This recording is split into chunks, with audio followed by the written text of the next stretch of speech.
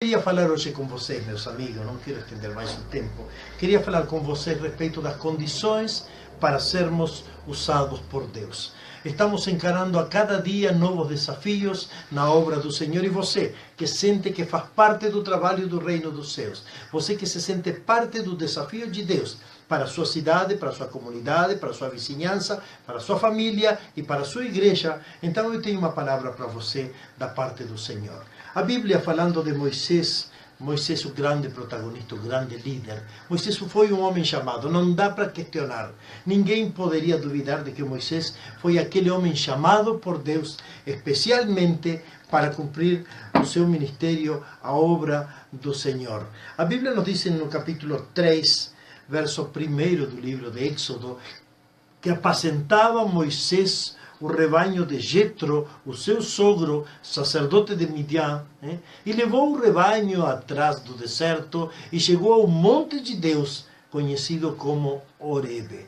Eu só quero usar esse versículo, Êxodo capítulo 3, versículo 1, porque eu quero falar de algumas coisas que precisamos necessariamente, quase requisitos para sermos usados por Deus. É muito fácil dizer, eu vou te seguir, eu vou te acompanhar, eu vou fazer isto e aquilo, mas quando as coisas começam a apertar, muitas vezes a gente falha, porque não está bem definido o nosso chamado, o nosso chamamento, aquilo que Deus colocou para nós. Vou tirar os óculos para olhar você diretamente nos olhos e encarar você na realidade do chamado de Deus. Diz que apacentava Moisés o rebanho. Eu tenho 3 conceitos para destacar para vocês. Primeiro, dentro da palavra apacentar, eu diria para você, se você quer servir Deus, esteja trabalhando. Deus não usa ociosos, mas usa pessoas envolvidas e comprometidas e esforçadas na obra do Senhor. A gente, como pastor, muitas vezes, inclusive, recebe aquele adolescente,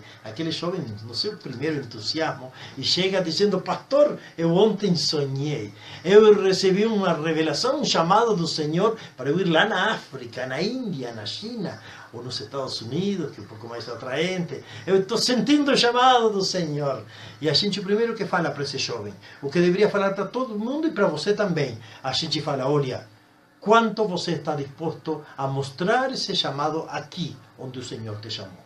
Está envolvido na obra, você está envolvido no trabalho, tem encarnado dentro de você o desafio da obra do Senhor, ou simplesmente está sonhando com algo que pode acontecer no futuro, mas no presente não é uma vivência? Então, se você quer servir Deus, para ser usado por Deus, já comece a se envolver no trabalho do Senhor. Deus não chama pessoas que estão dormindo, que estão deitados lá, curtindo, dizendo: pode me chamar que eu estou disposto. Esteja preste, disposto, preparado, cingido os seus cintos para poder ir à batalha.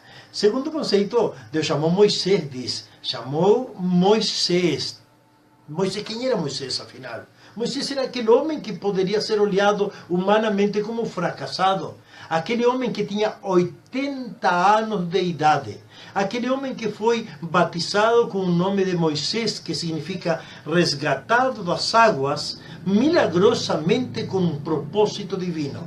Aquele homem que humanamente a gente diria que fracassou, porque aos 40 anos de idade, quando estava todo preparado para ele ser o grande líder do Egito, de repente até, de alguma forma, um dos sucessores do império egípcio, do faraó, então, mesmo não sendo egípcio de sangue, ele estava sendo criado ali na corte, ele fez uma coisa que, aos olhos dos homens, atrapalhou os planos de Deus. Ele fez vingança por mão própria, ele assassinou aquele egípcio e então foi expulso, teve que se mandar. Ele andou errante no deserto até que chegou na localidade de Midian, e ali então casou, constituiu família e se passaram mais 40 anos. 80 anos de vida quando Deus volta a chamar Moisés. Moisés estava em atividade, só que a sua atividade não era a atividade do seu chamado. O chamado dele era para ser o libertador, o legislador, o conquistador, e ele simplesmente estava sendo um pastor de ovelhas. Mas a escolha de Deus e os planos de Deus são muitas vezes misteriosos. Deus estava preparando Moisés. e reconheceu Moisés pelo seu nome. Depois de 80 anos, Deus lembrou do nome daquele rapaz que tinha sido batizado logo de ser resgatado das águas com o nome de Moisés. Eu digo para você que o teu nome é importante aos olhos de Deus. Zela pelo teu nome, zela pelo teu testemunho, zela por quem você é. Tem gente que não dá muita atenção, muita importância a quem realmente são, a sua própria identidade, ao seu próprio testemunho. O chamado de Deus é pelo nome, é individual, sem importar quanto pode demorar em se concretizar na tua vida. Pode ser que Deus vai demorar 80 anos, pode ser que Deus vai demorar 2 dias. Depois de te chamar, mas Deus vai te chamar pelo teu próprio nome. Tu não vai confundir, não vai dizer, não é para mim, é para outro, foi outra pessoa, tu estás equivocado, eu já fracassei, eu passei 80 anos pisando na bola. Quando Deus te chama, Deus te prepara, tu precisas te manter envolvido na atividade dos planos de Deus e deixar que Deus te chame pelo teu nome. Assumir individualmente, zelosamente também, o teu compromisso pela obra do Senhor. O que ele estava apacentando, o que ele estava cuidando, qual era o ministério atual de Moisés aos 80 anos de idade? Pastor de ovelhas. Ele estava cuidando do rebanho. E isso me chama a atenção também, me faz pensar, sabe o quê? Que Deus nos chama do meio do rebanho. Quando eu falei no primeiro ponto, eu falei de que estava apacentando, estava em atividade em meio do rebanho. Tu queres ser chamado por Deus, tu estás sentindo que Deus quer te usar mais amplamente na tua igreja, então te envolve com as ovelhas, vive e convive com o rebanho. Eu digo para você, meu amigo, meu irmão, pastor que não tem cheiro de ovelha, não é pastor, entendeu? Se você não tem cheiro de ovelha, se você não está sujo, arregaçado como uma verdadeira ovelha, então você não é pastor. Para ser pastor você tem que se sentir parte do rebanho. Lembre-se, meu amigo, meu irmão, somos ovelhas pastoreando o seu rebanho. Nós somos ovelhas. E tem muitas pessoas que se sentem donos do rebanho, que se sentem por cima e que por causa do chamado acham que deixaram de ser ovelha e subiram numa categoria especial. Você não é outra coisa de que mais uma ovelha escolhida por Deus para levar o rebanho. Assim que então, terceiro conceito, eu já falei de que precisa estar na atividade, de que Deus vai chamar individualmente, sem direito à confusão, à dúvida, e a pessoa precisa se sentir envolvido com o rebanho do Senhor. Agora depois, me chama a atenção que ele não estava cuidando do seu próprio rebanho. Às vezes a gente quer cuidar do seu próprio rebanho, do seu próprio reino. Estes são os meus, ninguém mexe com eles. Mas Moisés estava cuidando do rebanho do sogro. O rebanho do sogro.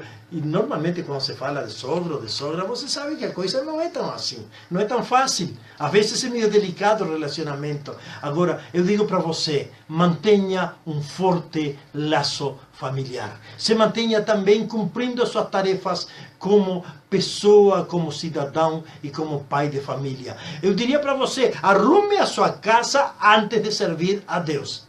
Eu estou falando um aspecto muito delicado. A Bíblia diz que aquele que está almejando ser bispo ou ser diácono precisa manter em ordem e em controle e em disciplina a sua casa e os seus próprios filhos. Precisa ter um bom casamento, precisa ter um bom relacionamento com filhos, precisa ter autoridade moral e espiritual perante os olhos da sua família, porque os primeiros que irão analisar o teu chamado, os primeiros que irão analisar o teu ministério, a tua vocação, a tua santidade, a tua dedicação ao rebanho, irão ser os teus próprios familiares. Moisés estava sendo controlado e vigiado pelo próprio sogro. Arrume a sua casa antes de servir a Deus. A nossa autoridade parte dali, do exemplo no nosso lar e na nossa comunidade. Agora, Jetro não era qualquer um. Jetro era um cara preparado. Ele não era nem da religião dele.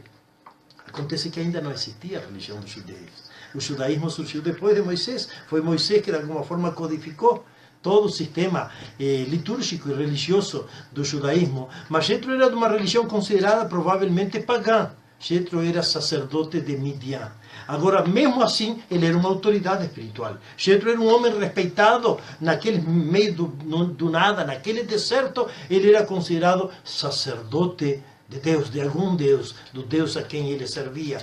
E Moisés, com toda a humildade, de repente, talvez nem concordava com algumas práticas religiosas, porque Moisés tinha sido educado lá no Egito, com outro tipo de politeísmo barato, que tinha muitos deuses lá no Egito, certo? Agora, de todos modos, Moisés também tinha a palavra dos judeus, a palavra de Deus e as histórias dos patriarcas e as promessas para Abraão. Então, Moisés, chegado um momento, estava submetido à autoridade de um estranho, de um sacerdote que não era nem da sua própria religião, nem do seu próprio povo, mas, de todos modos, era uma autoridade.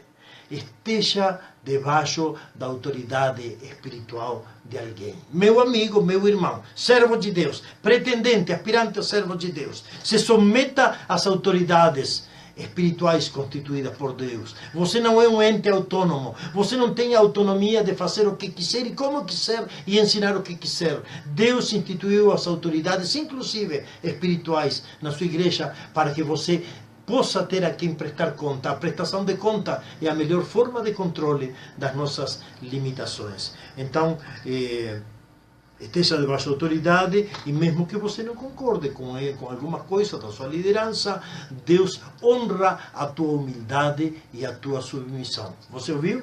Deus honra, valoriza a tua humildade e a tua capacidade de te submeter às autoridades, assim como Moisés. E então Moisés, o que estava fazendo Moisés? Como que fez Moisés? Diz que levou o rebanho ao deserto. E outra coisa que é bem sugestivo para mim, Moisés levou o rebanho para o deserto. Onde foi chamado Moisés? Estava no templo, estava de joelhos, estava no altar, estava ministrando coisas religiosas? Não.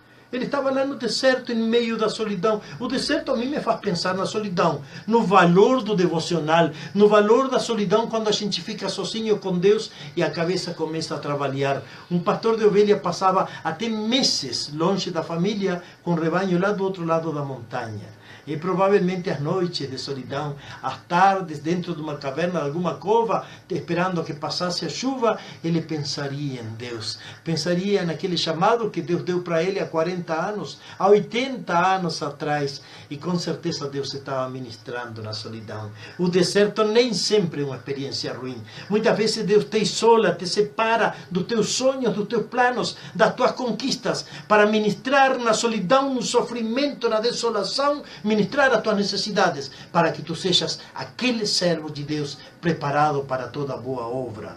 Tempo para pensar e nos preparar para servir a Deus. O deserto também muitas vezes é um lugar de provação. Nós conhecemos a escola do deserto. A escola do deserto do Senhor foi fundamental. Foi fundamental. O Senhor começou o seu ministério na escola do deserto, 40 dias, lá perante o próprio Satanás que estava tentando. E o Senhor encerrou o seu ministério onde? No deserto. Ele foi para o deserto acompanhado de 500 pessoas e lá, rodeado de pessoas que eram o fruto do seu trabalho, ele conseguiu concretizar que esse deserto serviu para ele completar o seu ministério e foi recebido nos céus pelos anjos e pelo Pai. Então Moisés levou o rebanho para trás do deserto. Prepara-te, provavelmente Deus vai te colocar em quarentena. Prepara-te, provavelmente Deus vai te colocar no deserto. Não reclama, não resmunga, muito menos questiona o chamado de Deus. Quando Deus chama, o chamamento de Deus, diz a Bíblia, é irrevogável, assim como os dons que Deus coloca em você. O deserto estava num lugar não casual. Aquele monte, aquela montanha chamava-se Horebe. A montanha de Deus, lá em Horebe, naquele lugar onde Deus estava presente, se apresentou, diz o versículo 2, o anjo do Senhor, através de uma chama, uma árvore que ardia e não se consumia. Procure ser usado por Deus, mas meu amigo, meu irmão, não adianta. As armas da nossa milícia não são carnais. A única forma em que a gente pode ser usado por Deus é quando a gente se entrega para ter uma experiência pessoal com Deus no monte, na montanha, no local onde Deus está. Procure ser usado por Deus antes de ser usado por Deus ainda. Procure ter experiências de encontro por Deus. A obra de Deus é realizada com homens de Deus, no tempo de Deus e do jeito de Deus, nas formas de Deus. Se você é um homem de Deus, espera, vai intimar com Deus para ter aquele encontro, aquela experiência com Deus. Sem chamado, não adianta.